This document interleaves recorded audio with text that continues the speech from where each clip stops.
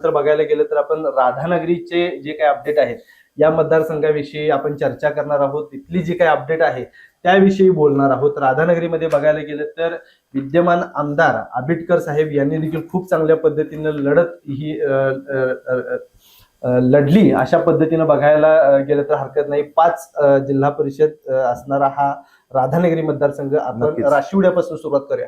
कारण खरं बघायला गेलं तर मतमोजणीची सुरुवात जी आहे ती कुठं ना कुठून राशिवड्यापासून सुरुवात होणार आहे आणि राधानगरीमध्ये त्याचा शेवट होणार आहे. राधानगरीचे जे काय अपडेट आहे ते आपल्याला साधारणतः 2 ते 3 नंतरच मिळणार आहेत. सुरुवातीच्या पिरियडला जर का बघितलं तर राशिवडे जिल्हा परिषद मतदारसंघ आणि कसबा वाळवे जिल्हा परिषद मतदारसंघाची जी काही आकडेवारी आहे ती आपल्या हाती येणार आहे. टपालीची जी काही मतमोजणी आहे ती 10 वाजल्यापासून सुरुवात होईल.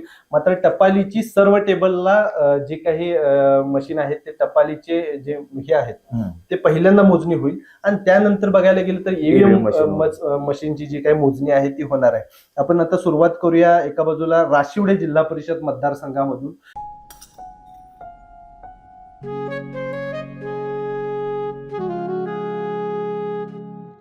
बाबा आज येताना बासुंदी घेऊन या ना. अगं कालच आपण आईचा वाढदिवस होता म्हणून आणली होती ना. ऐकलं, गोकुळची बासुंदी पुन्हा खावीशी वाटतेय. खरं सांगू, मलाही खावीशी वाटतेय.